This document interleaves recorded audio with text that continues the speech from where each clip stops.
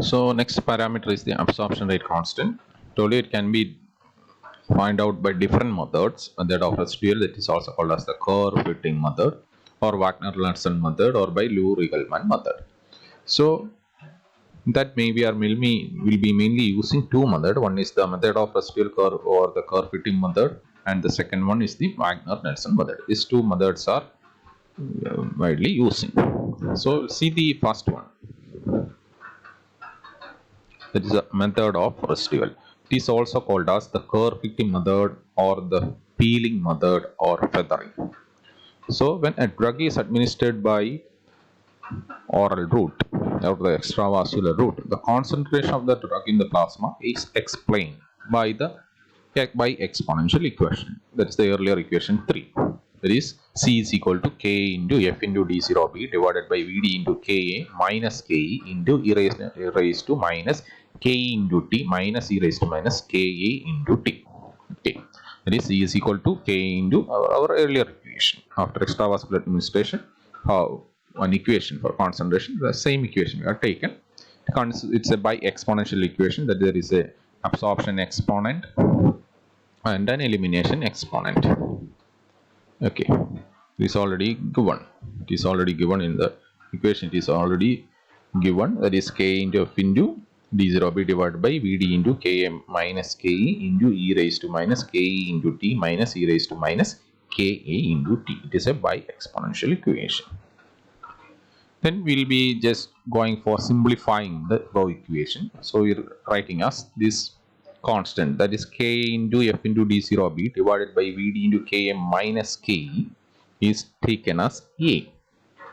This A is called as the hybrid constant. So the equation reduces to C is equal to K into, so instead of that we are substituting this with A, so we can write it as C is equal to A into e raised to minus Ke into T minus e raised to minus Ka into T, where A is called as the hybrid constant. So you got a simplified equation. Then we can say that during the elimination phase, the absorption is almost over. Already told you. And at the elimination phase, the absorption we are considering as 0 because the rate of absorption is always much greater than the rate of elimination. So at the elimination phase, absorption is almost over. Therefore, the absorption exponent approaches 0. Then we can remove that absorption exponent. This absorption exponent is almost 0 during the elimination phase. So we can consider this as approaches 0. Thus the equation 2 is reduces to, that is C is equal to A into e raised to minus Ke into T. You have removed the absorption exponent. Again the equation is simplified. So we got C is equal to A into e raised to minus Ke into T. That is equation 3. And the log form of this equation is log C is equal to log A minus K into T divided by 2.303. So you got a linear equation. Then you can plot a graph, that is log C, this log C versus T, log C versus T, log C versus T. So at the elimination part you will get straight line. Log C versus T, at the elimination phase you will get a straight line. Initially you have the increasing concentration up to peak. After that you will get this linearity or a straight line. That equation you got. If you take the slope of this part, that we have already explained, if you take the slope of this part, that will be equal to Ke by 2.303. Because if this is a straight line part is for the elimination, so you will get this from the slope you will get Ke. Okay. Next is the graph. Again explain this graph only.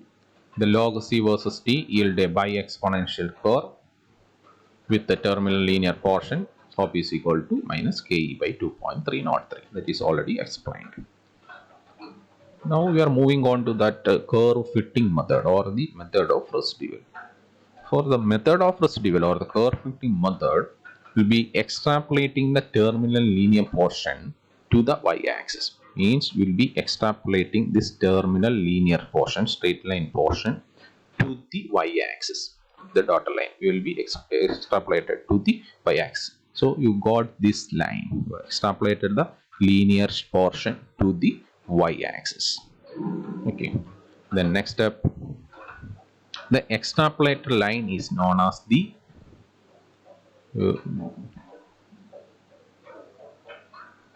extrapolated line. You have got the extrapolated line, that is called as the back extrapolated line you got. Okay, so you got a back extrapolated line, don't call it as residual line, you got a back extrapolated line. Okay, that's all, you got a back extrapolated line. Then find out the then select any three concentration at this extrapolated line. Then find out any 3 points on the extrapolated line. You have extrapolated this linear portion to y-axis. Then find out any 3 concentration on this extrapolated line, or the back extra. This is called as the back extrapolated line. That's why it is denoted by the arrow in the reverse direction. That is the back extrapolated line. So you have selected 3 concentration from the back extrapolated line, that is denoted by C1 dash back extrapolated, C2 dash that is also back extrapolated, C3 that is also back extrapolated. So this line is called as the back extrapolated line, and you have selected 3 concentration from this line, C1 dash, C2 dash and C3 dash. So from the note you correct it as the linear line is extrapolated, which is called as the back extrapolated line, and you have selected 3 concentration from the back extrapolated line, correctly as back extrapolated line. Okay, and this is not required, this is not correct. Okay, so you can write it as you have taken 3 points from the back extrapolated line, say C-1, C-2 and C-3. Then next step, find out the corresponding true plasma concentration. What is the true plasma concentration? This is the true graph of log C versus time. Okay, this is the back extrapolated concentration.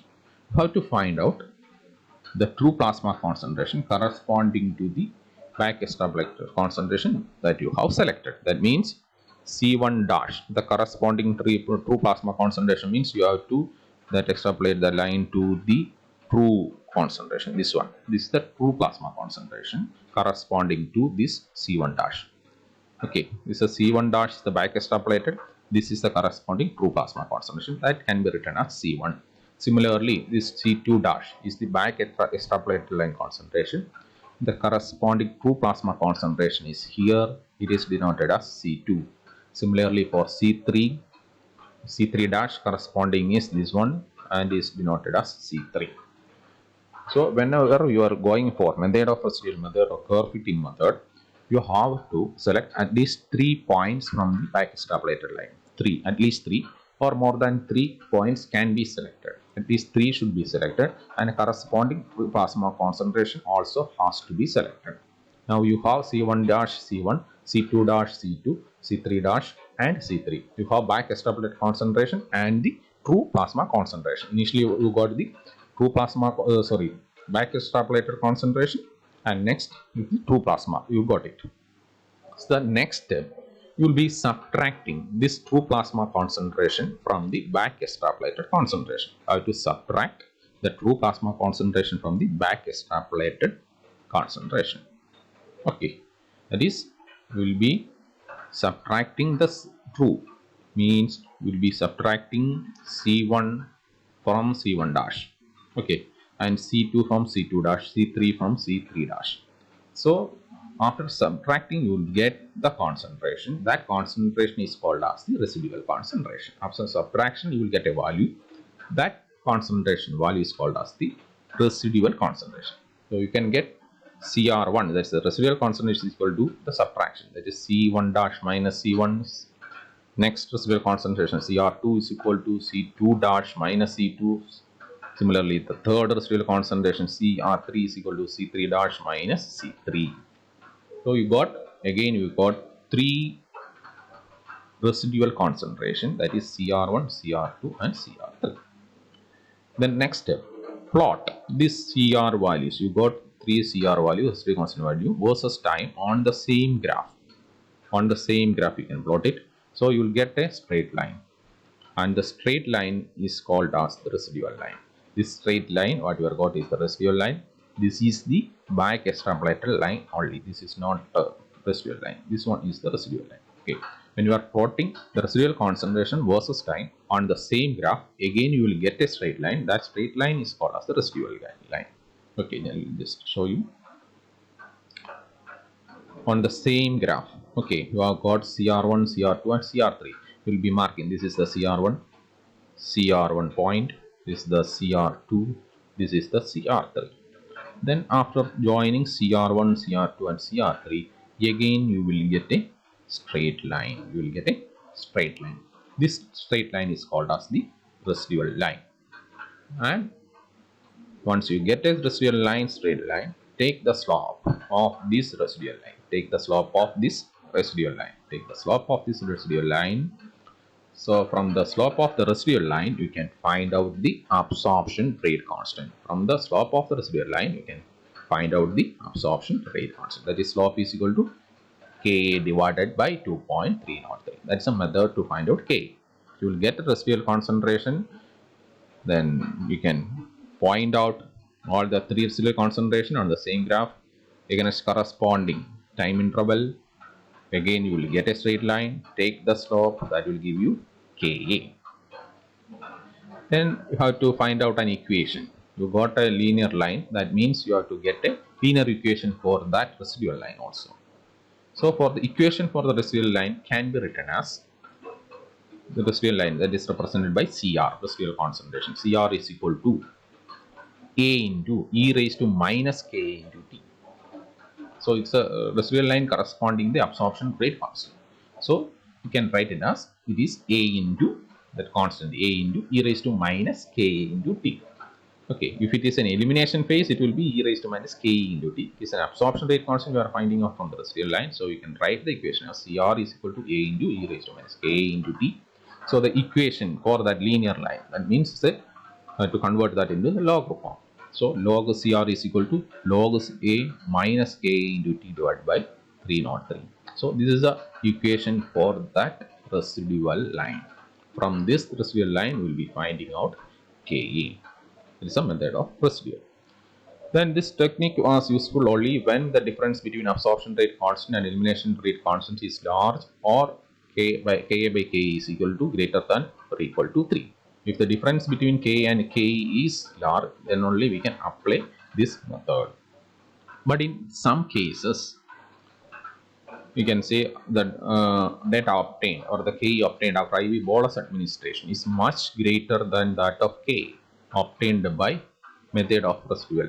In some cases, you can see the Ke what we are getting is much greater. That is, especially if it is administered by IV bolus, then the Ke what we are obtaining is much greater than the Ka obtained by method of residual.